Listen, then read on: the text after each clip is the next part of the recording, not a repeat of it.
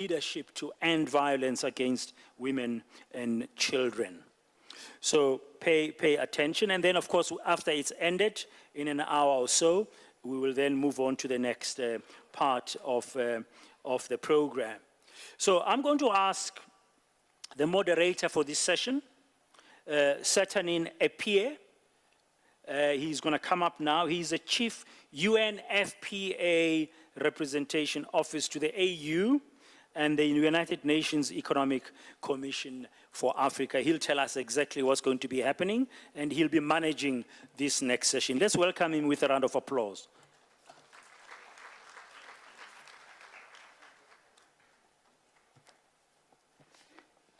Thank you, my brother moderator. Excellencies, ladies and gentlemen, dear colleagues, young people, if I may stand on existing protocol. Again, my name is Sationa Epie. I am the Chief of the UNFPA Representation Office to the African Union and the United Nations Economic Commission for Africa. I am based in Addis Ababa. So on behalf of the UNFPA Executive Director, Dr. Natalia Kanem, and my UNFPA colleagues present here, we thank the organizers for the invitation, and I thank you for the honor to be your moderator for this session, and in so doing, to stand between you and your lunch. Thank you very much. For this session, and by way of introduction, let me just say a few words, and that is to remind us that this third men's conference is happening at a timely moment. In fact, it was already said this morning, we are meeting during the 16 days of activism. So we continue to remind ourselves that violence against women and girls is a human rights violation. It is.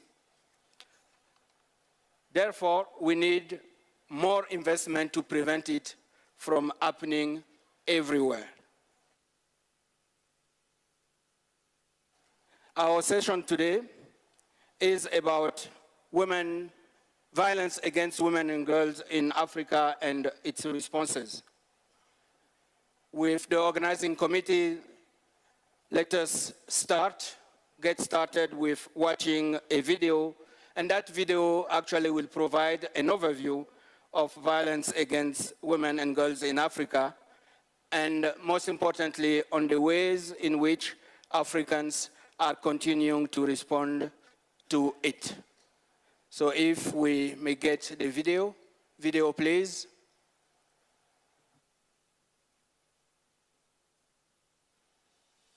Africa is a continent of vast beauty and significant resources with a rich and diverse history and population.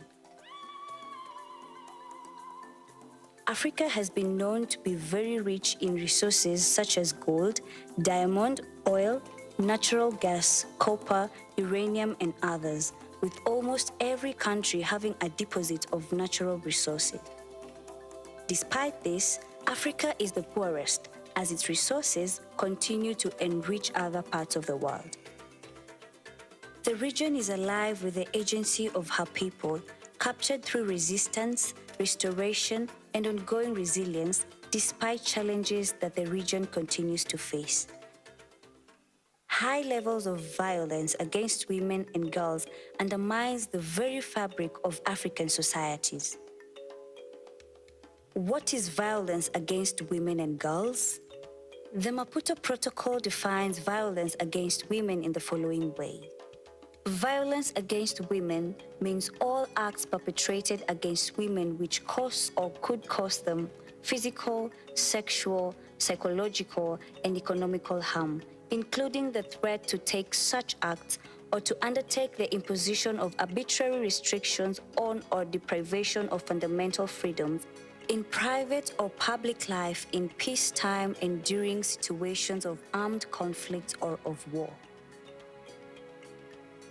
Many civil society organizations across the region have been involved in a range of programs towards ending violence against women and girls. The African Union has taken a number of important steps to respond to this scourge, notably harnessing heads of state leadership and making the decision to develop a convention on violence against women and girls at its summit in February 2023. Development partners such as UN agencies and others have embarked on partnership and programs on violence against women and girls across the region. Despite all these critical efforts, violence against women and girls remain unacceptably high as the most normalized form of brutality and human rights violation impacting on individual girls, women's relationship, health and lives, and at the same time undermining the entire fabric of our societies. It scars girls, boys, families, and destroys healthy human relationships. We know that boys who grow up in houses where they witness their mother being abused are more likely to abuse themselves, and that girls growing up in such homes are more likely to find themselves in abusive relationships as adults. We have to stop this intergenerational cycle by asking bold questions. What are we not understanding? How can we strengthen our regional response? Africa-driven responses, Africa-wide visions, Africa-centered approaches are key to effectively end violence against women and girls. This means responding to the material realities of poverty and inequality in our societies as this drive violence against women and girls. This means responding to the psychological legacy of colonialism that perpetuate racism and ideologies of inferiority, which then feeds into levels of violence against women and girls in our communities. This means changing systems and ways of doing things that do not place the lived experience of the victim at the center. This means embracing the diversity of our roots and drawing on that as a strength to forge new social and economic relationships. As Africans, we see and experience our common human beingness through each other. As Africans, we believe in Ubuntu, caring and supportive communities that raise confident girls and boys to take their rightful place in society. We will use our history to co-create an Africa free from the shackles of racism, patriarchy, and any ideas that entrench the violence of inequality, discrimination, and inferiority. Together as Africans, we can end violence against women and girls on every corner of our continent. Thank you very much. I am also informed that interpretation is now working. So we have English for Channel 1, le français Canal 4.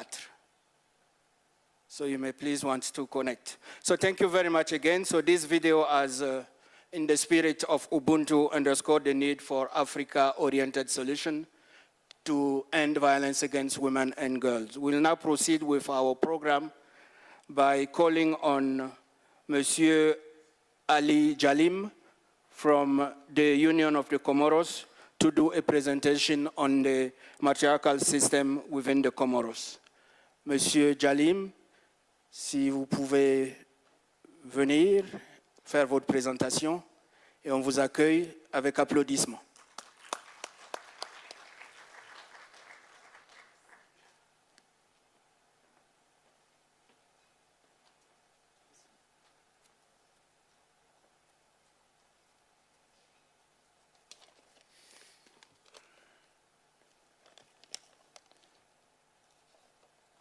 Mesdames et messieurs, honorable assistance, assalamu alaikum. Il m'est agréable de vous présenter quelques résultats préliminaires de l'étude sur le système matriarcal de leadership et d'autonomisation des femmes aux Comores. Il s'agit d'une contribution à la recherche de stratégies visant à mettre fin aux violences faites aux femmes et aux filles et favoriser l'autonomisation des femmes qui est un défi. Un défi qui va au-delà d'un archipel des Comores, petit par sa superficie, mais grand par ses ambitions politiques et par son histoire de plus d'un millénaire. Ces résultats constituent la réponse à la question de notre problématique formulée en ces termes.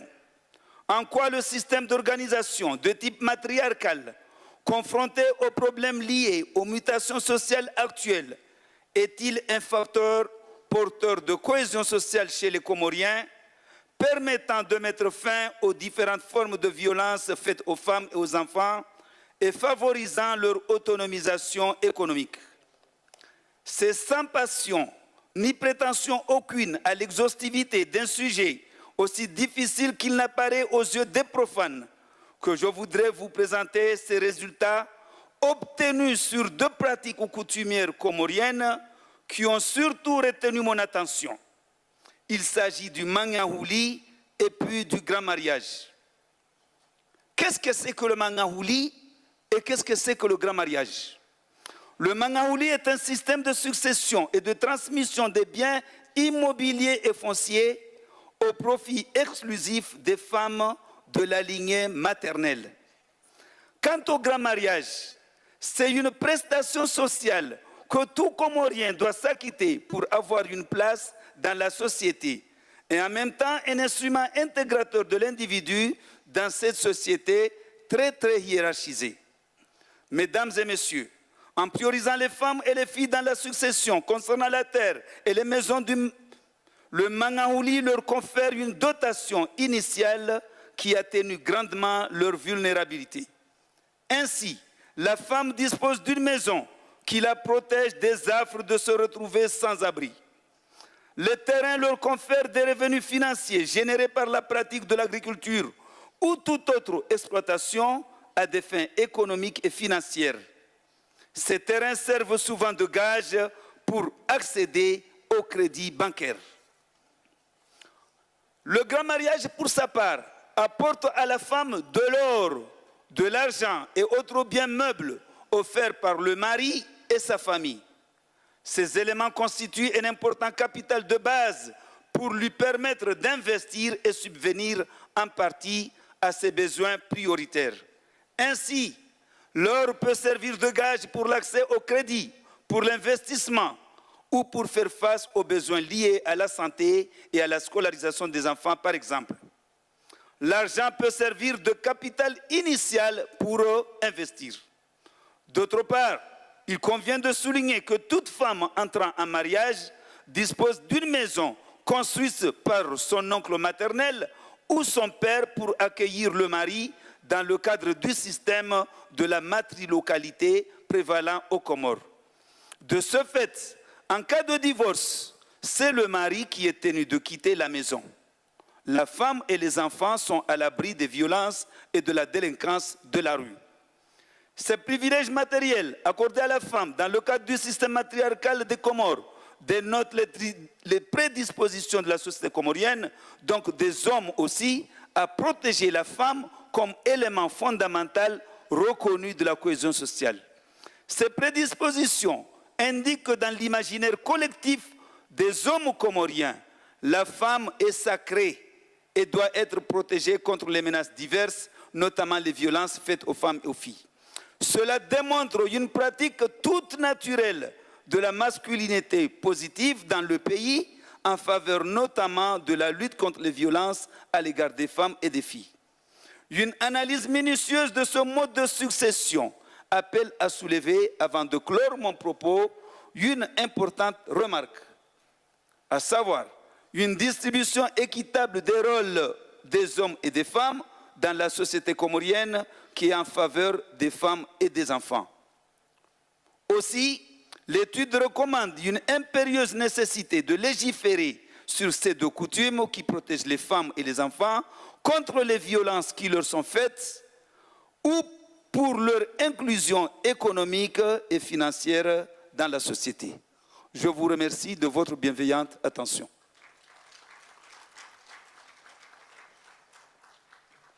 Merci beaucoup, Monsieur Ali Hadjim. Nous vous disons un infini merci et nous vous raccompagnons également sous nos applaudissements.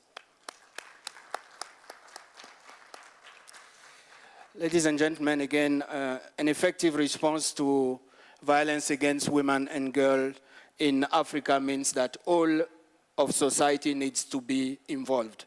It's about holding ourselves accountable and playing our different roles, including as men in leadership, as just mentioned by Monsieur Alim.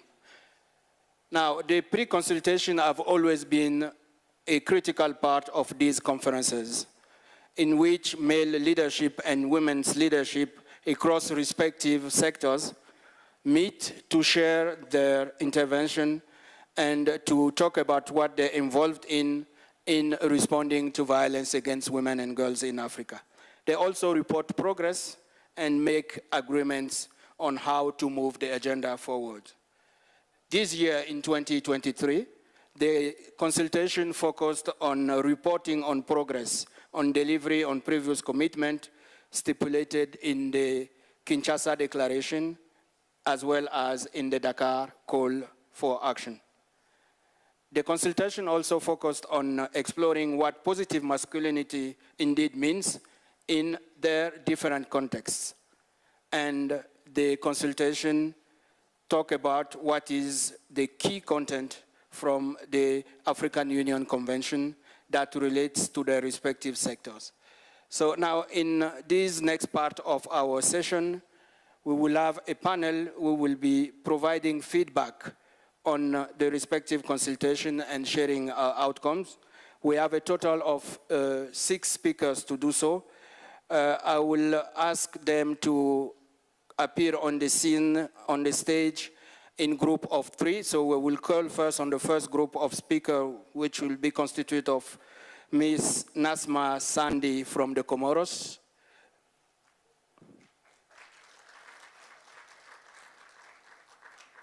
Mr. Mohamed Sharif Yakubu, who is representing the youth sector,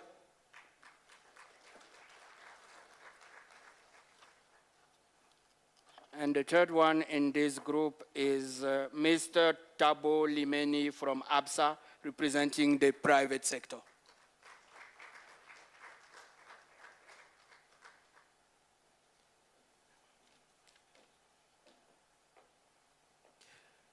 So thank you very much. Will not prolong the presentation. So first we will hear from Ms. Nasma Sandi from the Comoros, who is representing the women's leaders.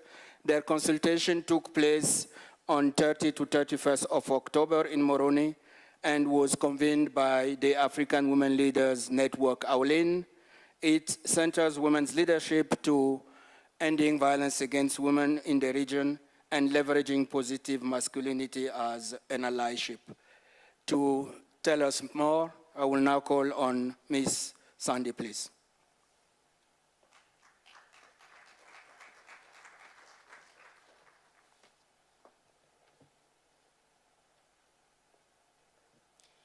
Il n'y a aucune limite à ce que nous pouvons accomplir en tant que femmes, nous disait Michel. Women, as Michel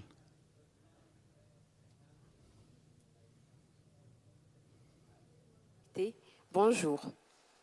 Sous la présidence de son Excellence M. Azali Assoumani, président de l'Union des Comores et président en exercice de l'Union africaine, s'est tenue à Moroni la 3e consultation des femmes leaders africaines sur la masculinité positive du 30 au 31 octobre 2023 sous le thème « Stimuler l'engagement en faveur de l'autonomisation économique des femmes et mettre fin à la violence à l'égard des femmes et des filles ».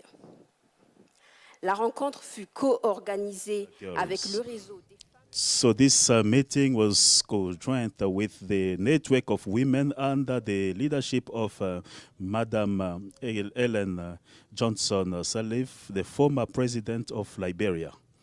Many personalities participated or attended this meeting, including the vice president, the president, the minister, in the promotion of entrepreneurship and different sectors as well.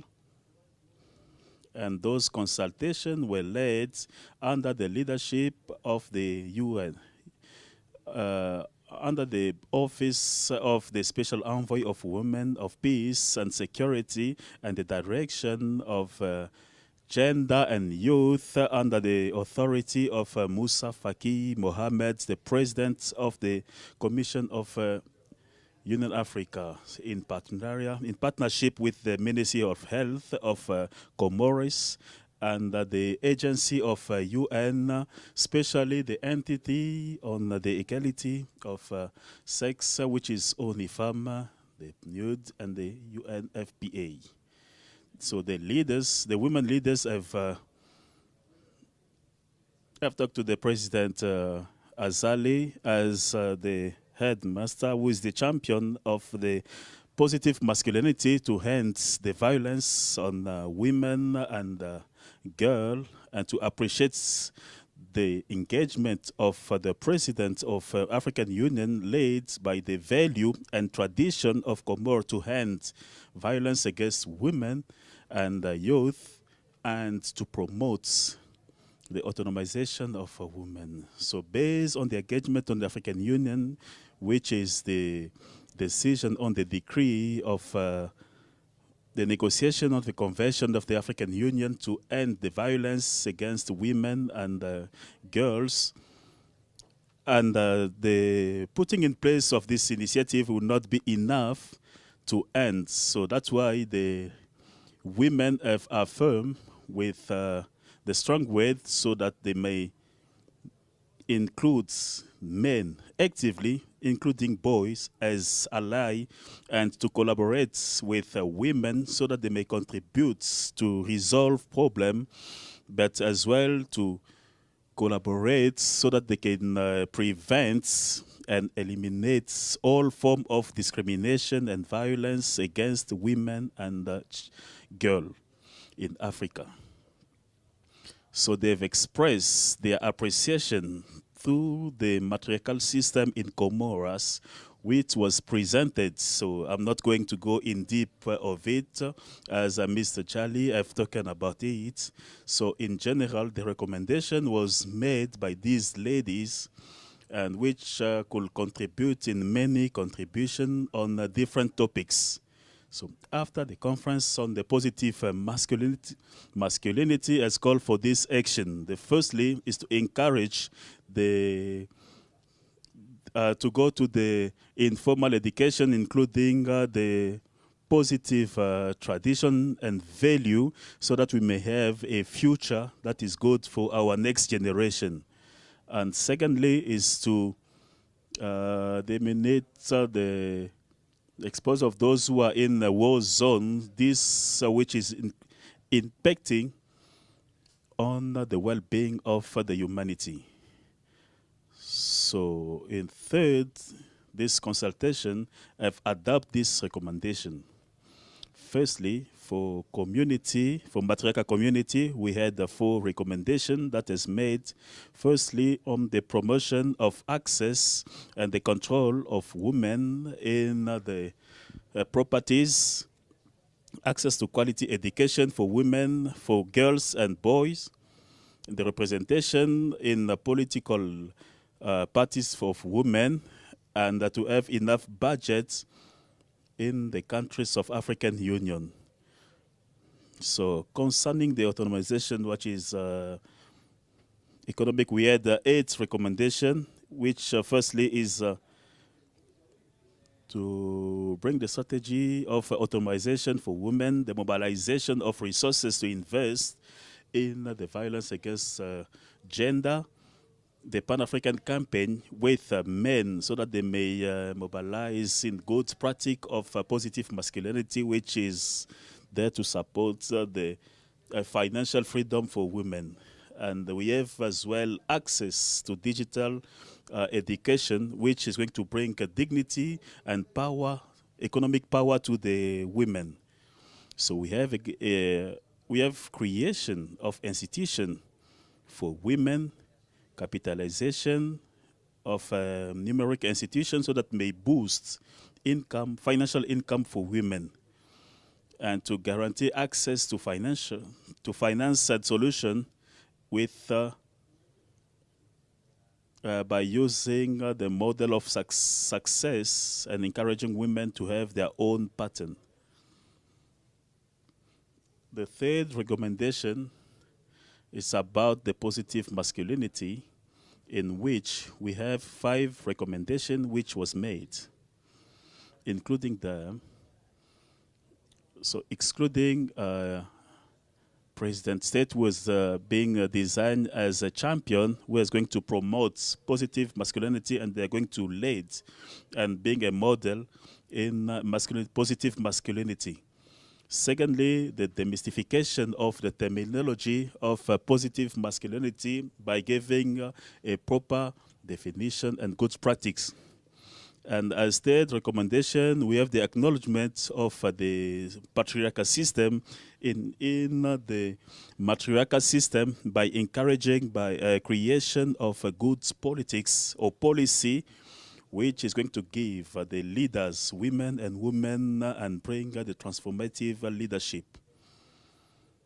And we have a way to find a constructive way so that women may take advantage while they are pleading for change in ideology and politics so that they may change the men. And lastly, we have the engagement, the commitment of men on the violence against women and ladies and girls so that they may assume their responsibility.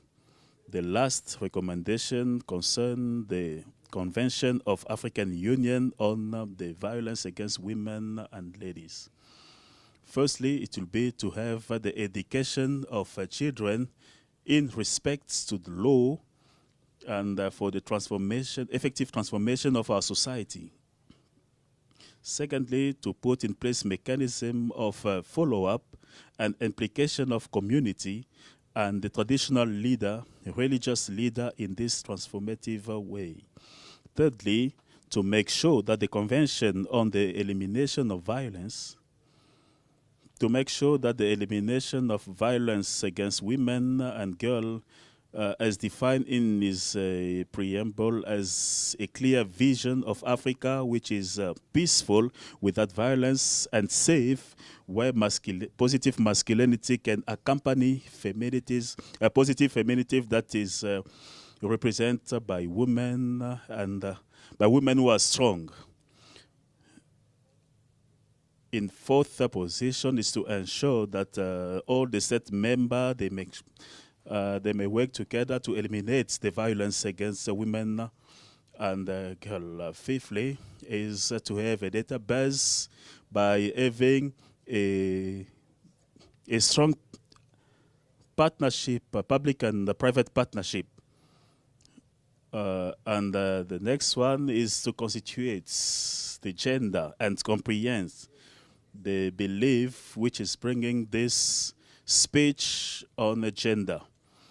And the next one is to make sure that women have access to the post of responsibility at work, and which is led by the decision, even political decision.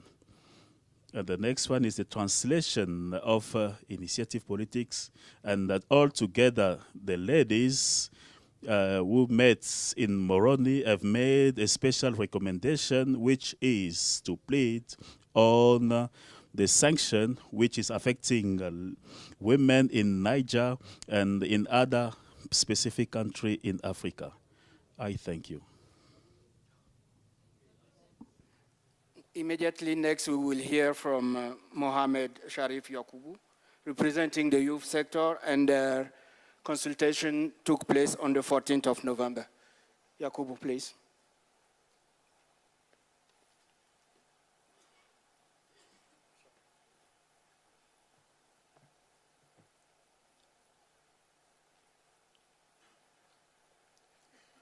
Your Excellencies, heads of state, fellow young African leaders, distinguished guests, it's a great pleasure to report to you on the Continental Youth Consultation on positive masculinity and ending violence against women and girls.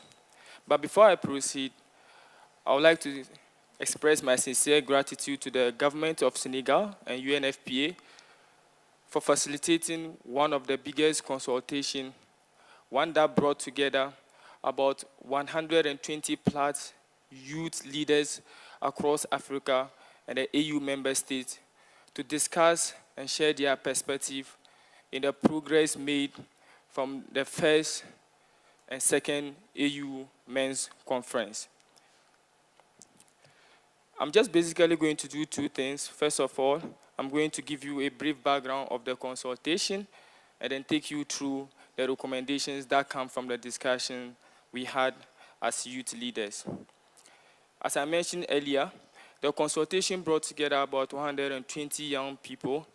The aim was to provide recommendations for consideration in drafting the African Union Convention on Ending Violence Against Women and Girls.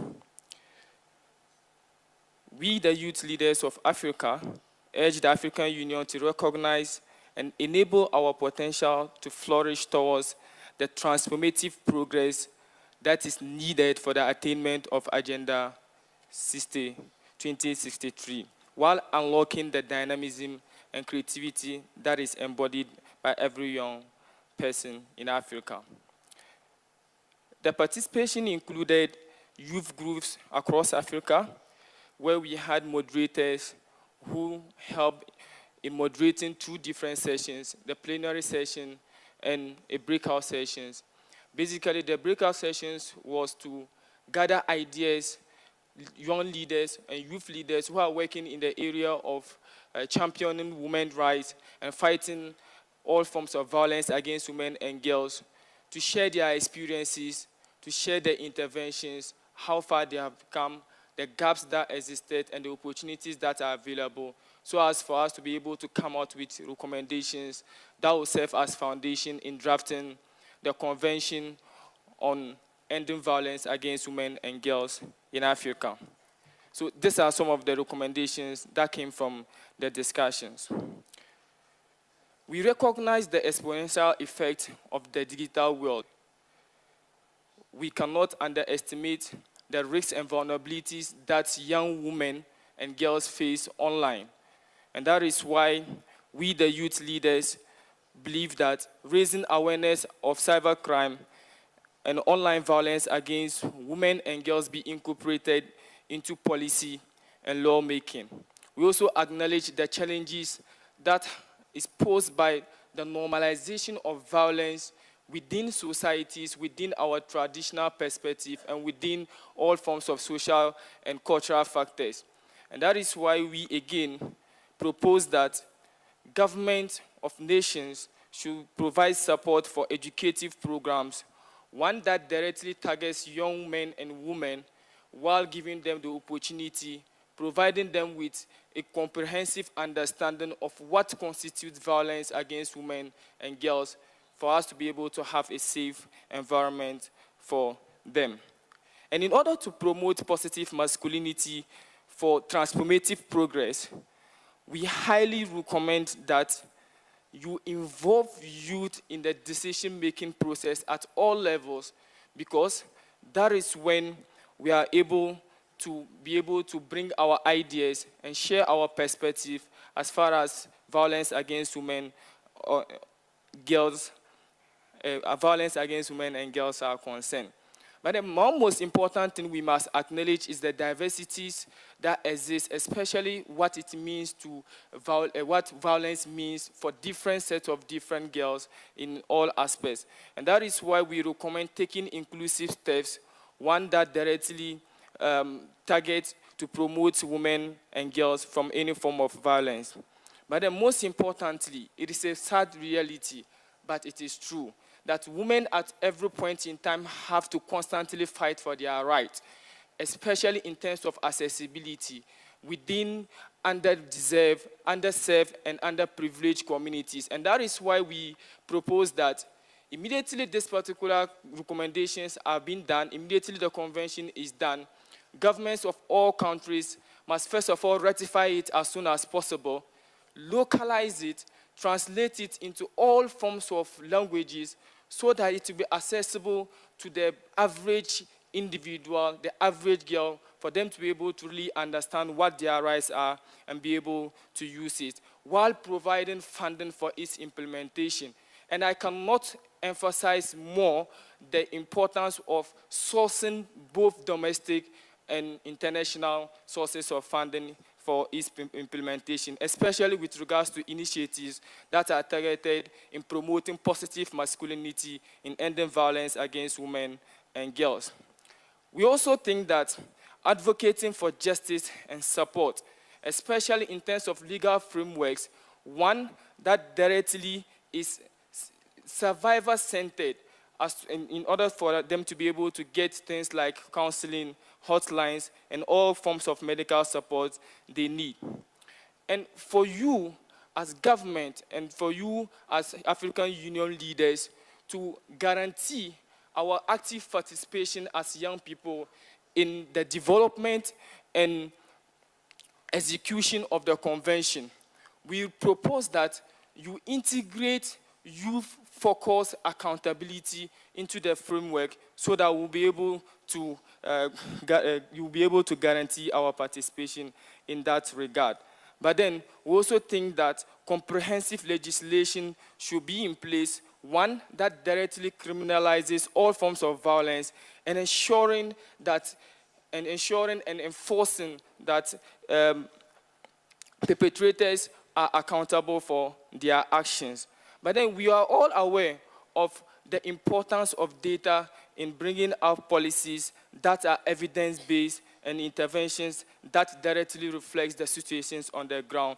And that is why we also propose standardized methodologies and indicators to collect and analyze gender disaggregated data.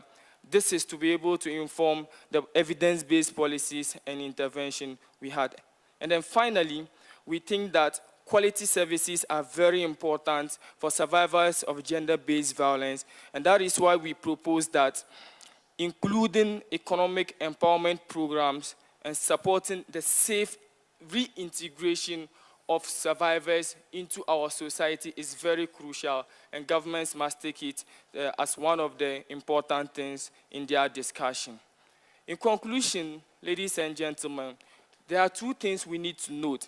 The first is that this particular youth declaration on positive masculinity in youth leadership represents a powerful commitment from the young leaders of Africa to foster a culture of respect, equality, and empathy. Together, let us forge a path towards a continent where youth leadership is synonymous to compassion and empowerment. I therefore call on everyone here, especially the African Union leaders, to heed to the collective voices of young people. And I end here by giving you a quote from William James, an American philosopher, who once remarked that the world we live that seems so insane is as a result of a belief system that is not working. To perceive the world differently, we must be willing to change our belief system. Let the past slip away, expand our sense of now, and dissolve the fears in our minds. Fellow men, young women, and girls, we have to act now. Thank you very much for your time. Thank you. We will now call on Mr. Thabo Limena from ABSA, who is representing the private sector, and the consultation took place on the 17th of November. Thank you, Thabo, for agreeing to take 5 minutes so we can proceed to the next group. Thank you, thank you, thank you. I shall try to be short, but I already am in stature, so it shall be self-fulfilling. Your Excellencies, ladies and gentlemen, all protocol observed, good morning. My name is Thabo Dimema, just a slight correction. In Sesotho, an L-I is pronounced D. I am a son of a father whose dad was a migrant laborer from Lesotho. And I come from a family of very strong women. And I'm a big advocate of promoting gender equity in the workplace. As you've heard, the private sector consultations happened on the 17th of November. The people that came together to represent the private sector were a variety of individuals from various organizations. We had business from different sectors. We had organized labor. We had civil society organizations. We had companies, entrepreneurs, and all these people came together with one voice to come together to end violence against women and girls. I'll just touch on a few key objectives that we aim to achieve on the day before I go into some of the findings, and then I'll end with the recommendations. Objective number one of the consultation was to review the progress on the implementation of the outcomes of the first and second men's conferences, and also to formulate recommendations and action points on gaps identified. These gaps and all this information, hopefully, the heads of states and governments should commit to undertake. The second point was to highlight elements, including data, relevant information, and terminology that should be used and should be considered when defining positive masculinity in the business sector, but in the African context. We don't want to borrow concepts elsewhere. We need to make sure that these are ours and we own them proudly so. Thirdly, considering critical elements that the private sector, business, and labor would like to be included in the draft AU EVAWG convention, taking into account relevant thematic areas that need to be covered, noting the particular role that the world of work can play and should play in addressing socioeconomic drivers of violence. And lastly, share evidence of good practices that can be shared widely on the prevention of violence and responses to VAWG in the world of work. Now, before I go into some of these findings and key aspects, I do just want to share an important observation. When I read about the ILO C-190, I read about the Maputo Convention. In my mind, a business leader that's sitting on a desk in a company looking after a group of young women under his leadership, I wonder how many of those have read these policies and conventions and their findings. I wonder how many of them understand them and take them to heart and actually implement them in the way that they were intended to be implemented. I wonder how many girls challenge their leaders and say, you have signed up to all of these agreements, conventions, but you're not living up to them. Therefore, I feel like you are betraying not only yourself, but the women that are in the society. I don't see enough of those voices happening. And as an observation, I would like to encourage the youth and the others that see these kind of behaviors in the world of work and the private sector to stand up and stand up loudly. Now, if we can just touch on a few observations and recommendations. Thank you. If I can just touch on a few key aspects and messages from the consultation that happened. Message number one was to ensure that, critical elements that are in the private sector, business, and labor, we'd like to see those included, as well as the gaps that are identified to be addressed. Now, what I was talking to earlier and this example that I gave, it's also about making sure that in the private sector, women actively participate in the economy. The private sector plays an important role in being an interface between policies and implementation. Private sectors also need to honor the commitments they make in promoting women, in having women leadership in relevant positions so that those women can bring their lived experience into the rooms and actually start advocating for things that often men have a blind spot to. Exploitation in the informal sector and legislation, and also vulnerability of women in poverty. We do know that on our beautiful continent, there are a lot of women that work in the informal sector. A lot of these women are often subjected to predatory behavior by some men, and it's important as a private sector, along our supply chains even, where we procure goods and services, to ensure that those practices are eliminated. Not minimized, eliminated. I'd say these are some of the key observations, but I do want to touch on critical elements that we felt this is the role the private sector can and should play in addressing socioeconomic drivers of violence against women. Firstly, there's a conversation that needs to be had about influencing laws and policies. And I think here, if I reflect on a recent legislation that's been passed in South Africa to share parental leave between mothers and fathers, it was a very hot topic on the day, by the way. There were conversations about how do we recognize childcare? How do women get remunerated, rewarded, or supported in the very important work that they do in raising the future of this continent? Now, a lot of people will think about money, rands and cents, but there's other ways that you need to think about supporting women and providers of childcare, psychological support, and other tools that are available to ensure that those individuals are not left behind, but they're cared for as well, and not subjected to abuses of sometimes breadwinners that would provide them with economic hardship. There's also the important need to establish structures for men's health and men's wellness. I look at these two candles and the symbolic act earlier today. If one of those candles goes off, you can use one of them to light the other. I think for me, if I reflect on my personal journey and the love that I received from my mothers and for all the women in my family, I have a duty to firstly love myself and then love others.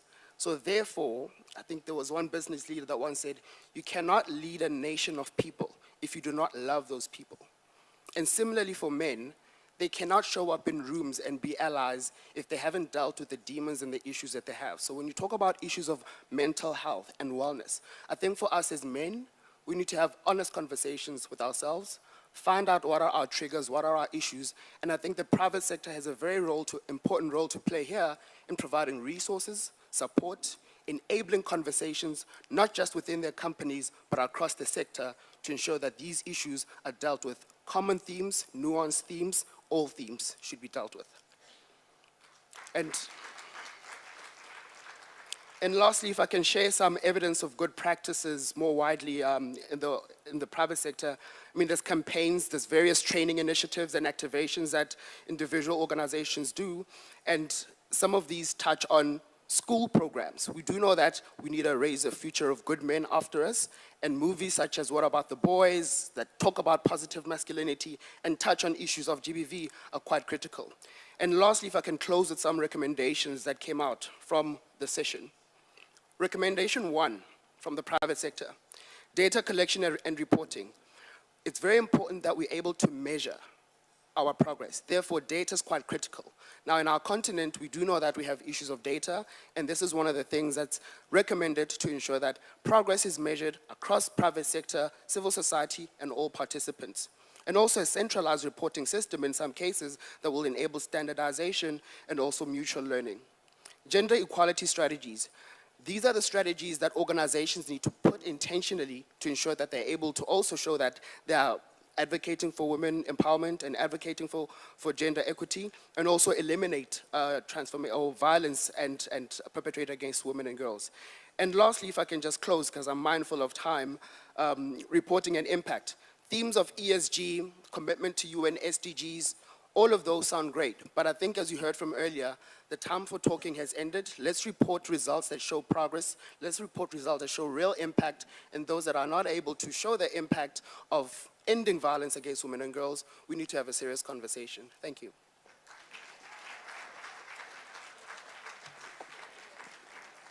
As our first group exits the stage, we will now call on the next group to come, and that is Chief Gogo Mandi Mawe, representing the religious and traditional leaders.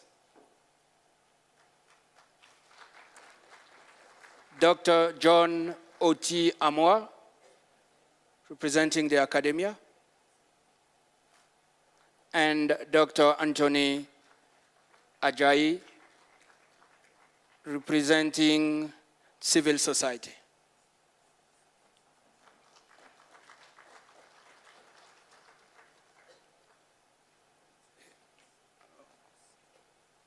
We called on 2, we're missing 1.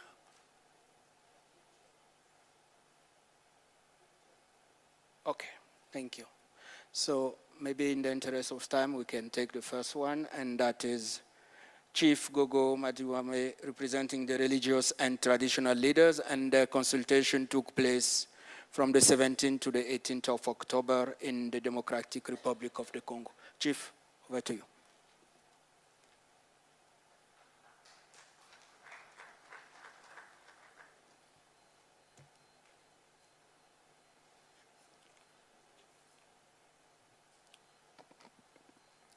Thank you very much, moderator. Your Excellencies, allow me to also ride on the already mentioned protocols. I'm here to provide the feedback arising from the conferences, consultation conferences that have taken place, and what we have are the brief recommendations.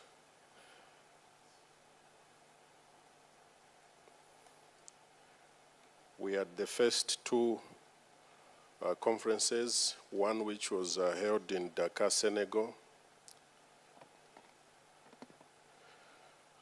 which made what was called the Dhaka Call to Action, and the second one was the conference that was held in Kinshasa, Democratic Republic of Congo. And then the latest one, which was on the 17th to 18th of October last month. Before I proceed, allow me also to give special thanks to the two governments of Senegal and Democratic Republic of Congo. In Africa, we say those who fail to appreciate are called or referred to as children of witches. So as traditional leaders, we appreciate the two governments for hosting these important events, which we are able to bring together on board traditional leaders, and recommendations were put up.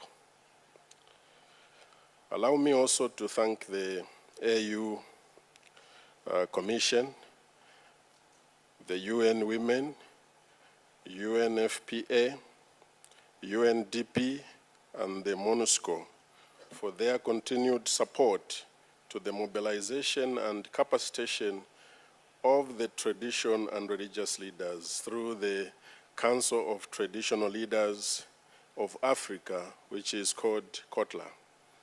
In French, in short, it is called CONATA. We are where we are because of the said institutions and governments and other mechanisms at continental, regional, and national levels. It is a known fact that violence against women and girls remains a pervasive issue across the African continent, affecting millions of lives and hindering social progress in the form of rape, femicide, child marriage, female genital mutilation, etc., etc. Whilst we acknowledge that religion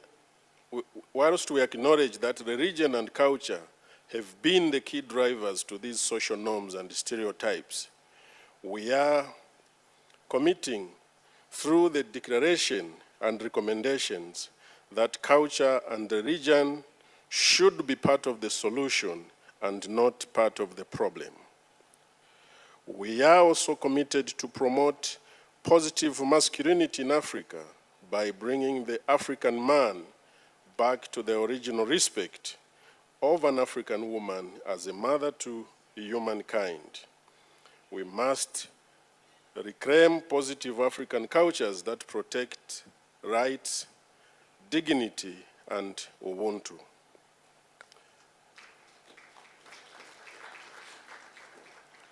As COTLA, we believe that we must also invest in positive mindset change by educating both boys and girls to coexist, and that household chores like cooking and cleaning are merely basic life skills, not gender roles.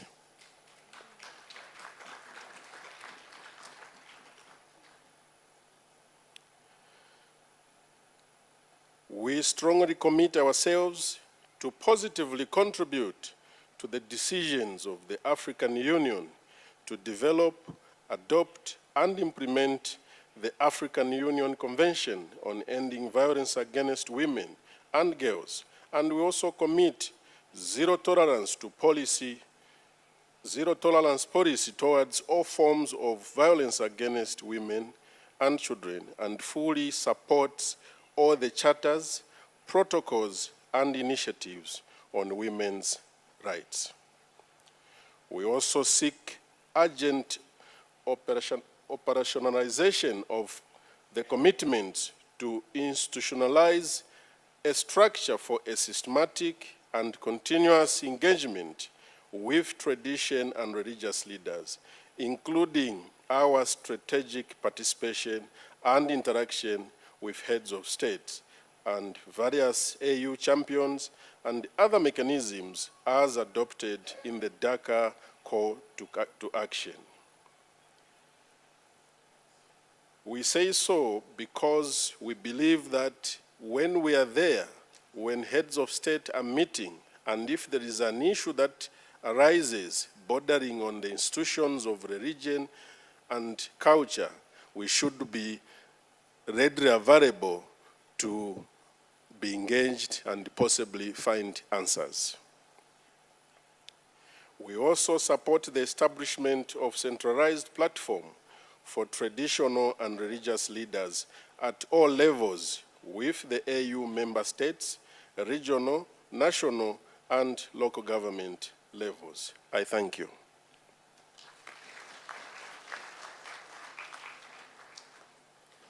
So our next speaker would have been Dr. John Oti, who was going to connect remotely, I'm told, but technology is failing us, so we will be sharing his contributions. So that leaves us with calling on the last but not least civil society speaker, Dr. Anthony Ajayi. And Dr. Anthony, the 5-minute rule of engagement still applies. Thank you. I guess that's the punishment for speaking last. It's okay. High Excellencies, permit me to stand on existing protocol. I'm honored and thrilled to represent the civil society organization and to report back on the key points and recommendations made. As we noted earlier, the consultation took place on the 16th of October. Oh, okay. Okay, thank you very much for the feedback.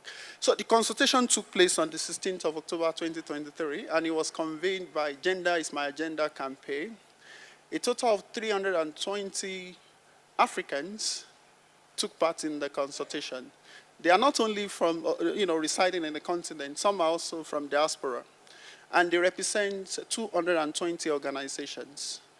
The key objectives were to review progress from the first and second positive masculinity conferences. The second objective was also to define positive masculinity in the African context. And then the third objective was to provide recommendations for the drafts of the Ending Violence Against Women and Girls Convention. And last but not the least, to strengthen the role and engagement of civil society organizations. On objective 1, which is to review the progress of the first and second positive masculinity conferences.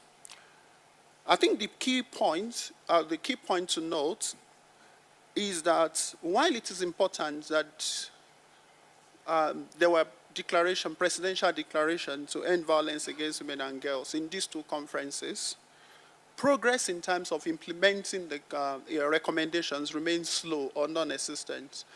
So there is a call for monitoring the implementation of commitments.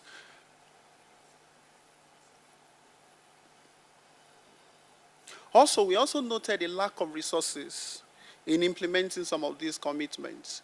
So the civil society organizations are calling for more resources to implement all these important declarations and commitments. Also, we still noted that there is also lack of political will to implement these commitments as well.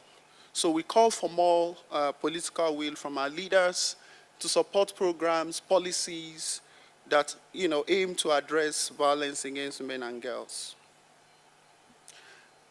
Now, on objective 2, which is towards an African definition of positive masculinity, we noted that it's important to have an African shared definition of positive masculinity, one that is different from Western or global North definition of positive masculinity. And in our deliberations, we identified some of the some of the key tenets of these definitions. One is behavior that embraces healthy and respectful attitude that rejects violence, but more importantly, but also respects human rights and gender equality. Also, behaviors that are non-violence in nature, responsibility and accountability, emotional intelligence, and positive role modeling are some of the key tenets of African positive masculinity definition that should be enshrined in the convention that has been developed. So the civil society organization emphasized that positive masculinity begins with distribution of power, and this is one key point that was stressed over and over during the consultation. So that it's important that power is redistributed, resources are redistributed, opportunities are redistributed within society to address systemic inequalities, which is essential for removing barriers that fosters or perpetuate violence against women and girls. Also, we discussed the importance of data and information. That when defining positive masculinity in the African context, it's important that we consider information on the following: traditional African values and norms related to masculinity. We should consider those. Yeah, we are not saying we should jettison all our traditional ways of life, but we should pick the positives and neglect the negatives. And it's also important to consider the experiences of men and boys in Africa, as well as ways in which we can contribute to gender equality and eliminate gender-based violence. Now, on the third objective, which is on what do we want to see in the Ending Violence Against Women and Girls Convention. There are a list of things we want to see. I will not go over all of them to save time, but I would like to highlight the importance of the recognition of the significant role played by civil society organizations in ending violence against women and girls. And because of the role civil society organizations have played in this regard, it is important that they are consulted, not only in drafting, but as well as in implementing the Convention Against Women and Girls, the Convention on Ending Violence Against Women and Girls. The civil society organization also emphasized the importance of collaboration, both for policy change, for advocacy, for program implementation, that there is a need for collaboration.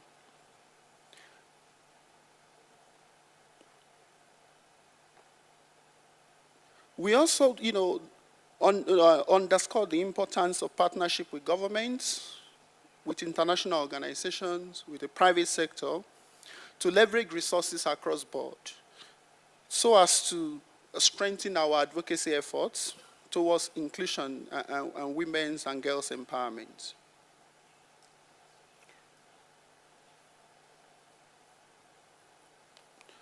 So I would like to speak to the top objective, because I know I probably have only 1 minute left.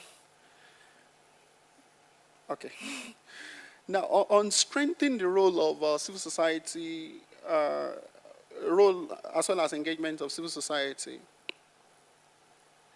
we noted that it's important to acknowledge the shrinking civil space in our countries, that we need to raise our voice to protect civil society organizations from harassment as well as intimidation. We also noted the importance of providing financial and technical support for civil society organizations to carry out their work. And then lastly, we noted the importance of engaging civil society organization, again reiterating the need to engage civil society organization in drafting the Ending Violence Against Women Convention, as well as the consultation processes, as well as the advocacy for the adoption and implementation. Thank you very much.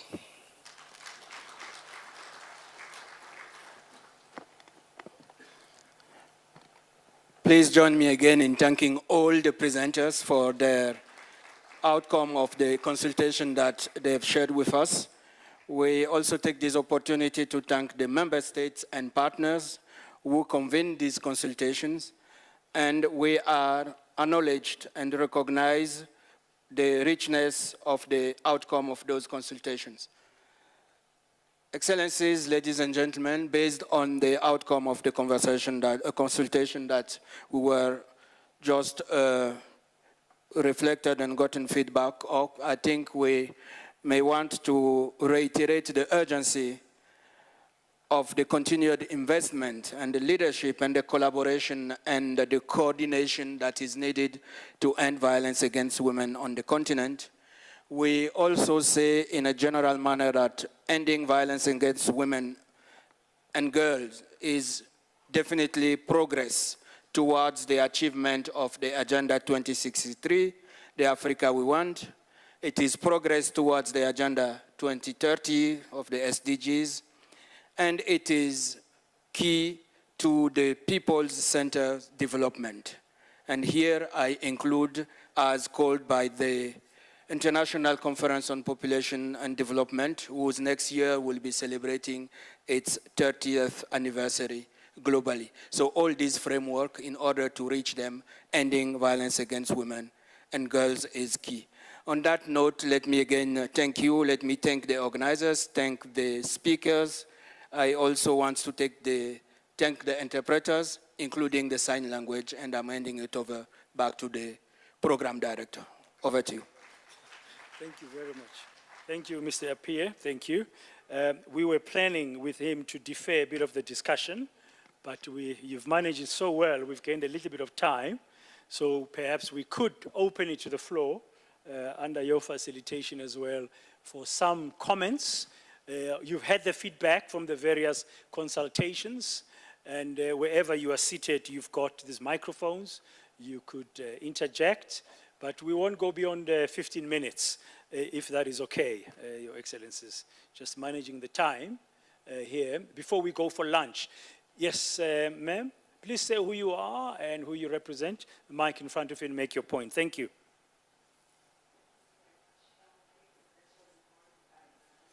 Can we get some volume, please, for the mic? Sorry about that, ma'am.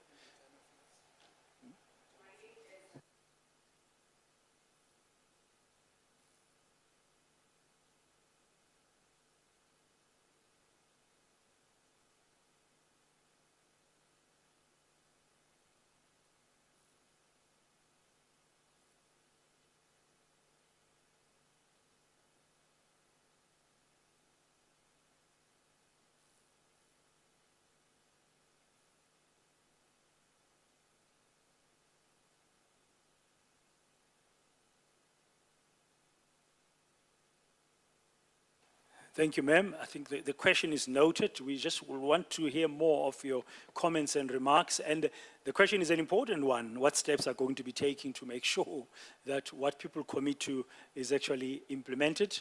But in the spirit of the time as well, let's also get some remarks. Yes, ma'am? Thank you so much. My name is Nyaradzai Gumbondrandra. Immediate past AU Goodwill Ambassador on Ending Child Marriage, and from Zimbabwe with Rosaria Memorial Trust. I want to give two quick recommendations based on the amazing presentations that we have had since morning. First is that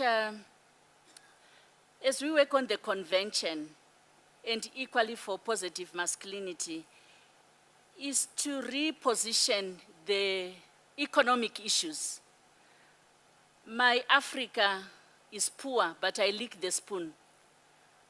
I struggle all the time with marrying off our children because of poverty when we live next to gold mines, when we live next to oil reserves. And so how can we reposition the issues of violence against women from both a micro household social norms and equally as a macro economic governance issue about prioritization of services with the resources that we have. So that is my first recommendation. as we work on the convention, we reposition the issue of violence against women, not just as a behavior issue, but as a policy issue of decision making.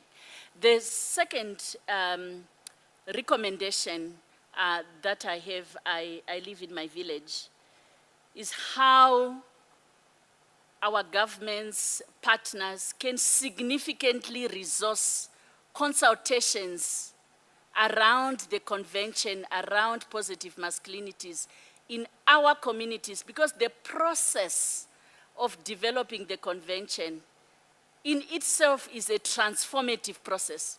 It's not just the convention itself, but the process of undertaking the convention is changing norms, changing behaviors, negotiating issues. So those are my two recommendations: a robust consultation in our communities and equally positioning the issues as both micro and macro. Thank you. Thank you very much, ma'am. I think we noted, yes? Yeah, you can. At the back, there's a gentleman there. Please say your name and sir.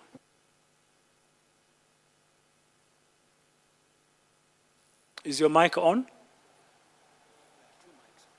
You need to use a mic. Thank you.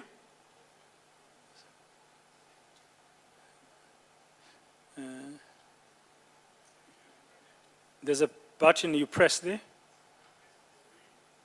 Okay, just try another one. There should be a red one there. Ah, here's a roving mic. Thank you. Thank you so much. My name is Charlie, the founder of the Growing Up Without the Father Foundation, SA, and also the author of the book, SA Men Arise. But then I think when it comes to GBV and all these things, I think it is closely linked to fatherlessness. We also need to address the issue of fatherlessness, because fatherlessness is actually the cause of most social ills. And I also think schools must start implementing a curriculum where we focus on the dangers of GBV and fatherlessness. Thank you so much. Okay, thank you very much. I'll take 3 more comments and then we wrap. There's a gentleman here. Yes, please. You got a mic? Thank you. Hello. Okay, I'm audible. I am Kotatso Mloto, and I'm the founder and president of Voice It in Action. We create innovative solutions to curb violence, and we basically fill gaps. You know, thank you for the opportunity to be here today. There was a lot of things mentioned, and I want to go to practical items. COVID-19 had a mask. What does gender-based violence have? It's something that needs to be implemented with immediate effect, and that could be a significant reminder on this particular challenge. We've got the Voice It in Action t-shirt, and we want to challenge this particular house to say that can we not have something similar rolled out to all the countries? The t-shirt would be worn on Fridays, and it would be an economic muscle. It would support organizations, young people that are doing this work, because we do know that the resources are tight. We do know that every time we want to talk about gender-based violence, there are no resources. But we are saying that here's an economic opportunity. Let's take it with both hands. And I was speaking to the minister earlier, indicating that, Minister, can we challenge our President Cyril Ramaphosa, to be the first person to buy the t-shirt for South Africa? And she said that, hey, let's also extend and make a dress, you know, for women as well. And I was like, okay, that's a great idea. What can we do with this power? Not only are we going to have a beacon of hope, because whenever you see the Voice It in Action t-shirt, it's going to remind victims to say that you are not alone. There is someone there who wants to be this change. But also it's going to be a deterrent, a consistent item that we all get to see, but it's going to empower so many people. Whoever that gets to touch the Voice It in Action t-shirt or this concept or this idea will remember that there's someone who cares. And I think that's important as a starting point. In addition, most of our campaigns and programs happen in isolation, not extending it to the rest of communities. I think we need to have more engagements that actually allow communities to be a part of them. For example, color walks, you know, having a conversation where the whole family could come and participate and play, and then giving them this information, because we don't have enough of those. Whenever we have got marches, walks, programs, it's only attended by victims. Where are the men? Where are the children? As an organization, we are saying we need to see more of this, and we are willing to do the work, but if government and various organizations are willing to put in the work, let's work. We are here to do our work, we are here to do our part, but we cannot do it without support and assistance. Okay, I thank you very much. The last three are in the, I see many hands coming up, thank you. I've got three here in the middle. No, you can't raise two hands at once. I can count, I can see there. Okay, ma'am, you first, and then these will be the last comments. Yes, ma'am. Thank you very much, Mr. MC. I could see that you are a champion for E for She champion. Thank you. I wanted to just flag maybe 3 recommendations. I'm from Tanzania. One, from what we have heard, I think it's high time that the leaders, and fortunately we have also the ministers in the room, that they should allocate budget lines for implementation of whatever is the outcome of these conferences. That is one. We just, in Tanzania, Dar es Salaam, recently we had a conference on financing for gender equality. So I think we need that commitment.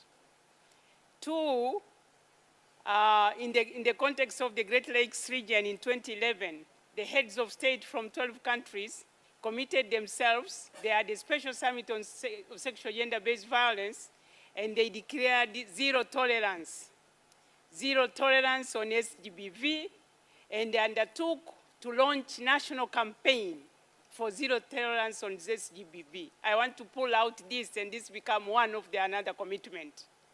But the third one, I would like to bring to the attention that this issue of SGBV needs to be tackled at 3 levels: prevention, protection, and fighting impunity. And I want to emphasize fighting impunity because the laws exist, the legal instruments framework exists, but there's no one who is so much held accountable, except maybe my minister was telling me in Tanzania, of course, we are very serious on these issues. So let me end up on this. Thank you very much. Thank you, ma'am. Thank you very much. Yes, sir, you're in the front first, yeah?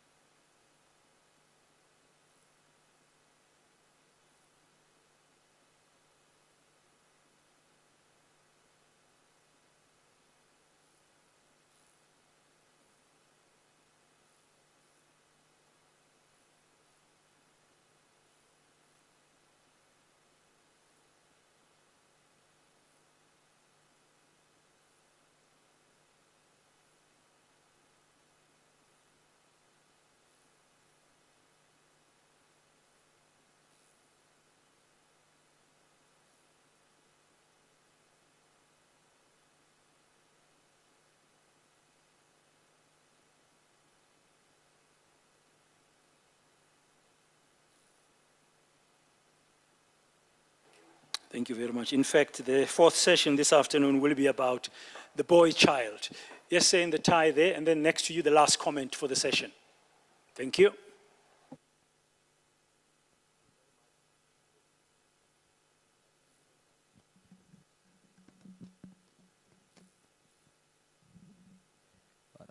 Thank you very much. My name is Itumeleng Sonti from South Africa, and I'm a lawyer.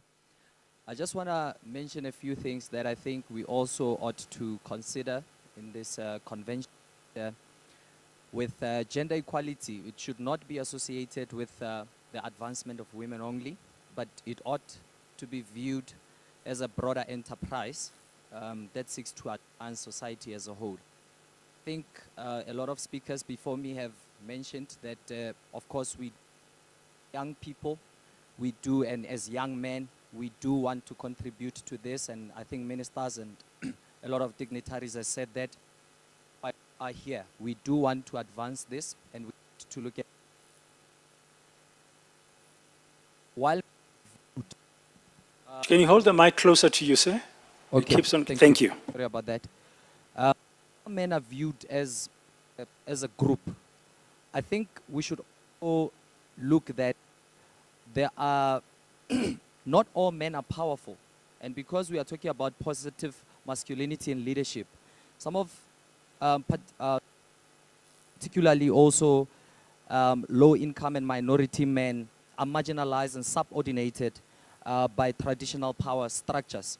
And I think part of the conventions, what it should do is that it should open more opportunities so that young people like us ought to provide for our families back of those things. Because some of the causal links of abuse of that women are facing are as a result of frustrations that are intrinsic, that are coming. And I think one of the speakers mentioned earlier on issues on trauma and all of those things. I thank you very much. Okay, thank you. The last comment there. Yeah, thanks a lot. Prince Malatse Maloka from Bakatlaba Mochaba Maloka in Pumalang. Mine is directed to the Council of Traditional Leaders, being a traditional leader myself.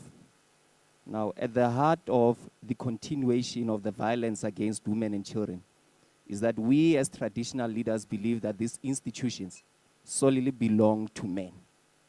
We need to recognize the enormous role played by women in traditional institutions. From the beginning of time, we've been recognized not merely as mothers, but as leaders, as breadwinners, as doctors, and so on and so forth. Who is a member of the Council of Traditional Leaders must first transform their traditional communities through giving women positions of authority before we can speak of change at the continental level. That is my plea, because women must be respected and must be recognized in our respective communities. Change must start there first. Thank you. Thank you very much. Minister Nkosazana Dlamini Zuma, you want a word? Thank you very much. I just wanted to make a comment related to what was raised about abuse and fatherlessness. We have found that quite a lot of fatherlessness is related to abuse, because you can't tell your child that your father is my father, or my grandfather is your father. So women then try to protect these children by not telling them who their fathers are. So it's something that is rarely talked about, but it's there. So we need to look at abuse, and sometimes people blame women and say the boys are angry because they are not being told who their fathers are. But the mothers are trying to protect them from the, even sometimes we've had to have special dispensation for some of these children because they can't even get IDs, because how do you say you're in the ID, the father and the mother? So we've had to say, okay, we'll just say who the mother is so that the child gets an ID, because the mothers are saying we can't put my father as the father of the child, but that's the reality. Thank you. Thank you very much, everybody, for your contributions. Thank you, Minister. and I'm sure those who take notes have taken notes, but a number of things coming out here. Fatherlessness, abuse comes about because of abuse. The issue of economic inclusion, the issue of traditional leaders leading by example, including women in those structures, in the various of those traditional authorities. Gender equality is for all, and let us not forget the boy child. I think the fourth session this afternoon will touch a little bit on that. Mr. Epia? Thank you. No, mine is just to confirm that the academia indeed did their consultation, and that happened in Ghana on November 9th. They were planning to share the outcome today online. They were even connected now, but because of some technical internal challenge in the room, they couldn't make it. So I just wanted to say it again for the sake of the record and the integrity of the process. Thank you. Okay, we've now reached the time for lunch. We are running behind time in terms of the original timetable, but I'm sure we'll manage for the rest of the two sessions that are still coming up before we close later on. Now, lunch is being served upstairs, and Your Excellencies, the ministers, and the leadership will leave through this door. And if you have a blue wristband with you, you'll also leave through this door. You'll be directed accordingly. That door will be open. There are stairs. There's a escalator going up. There's also a lift going up. It's supposed to be an hour. Please, can we respect it? Maximum an hour. But we'll try and remind you as we get closer to the end of lunch. Enjoy.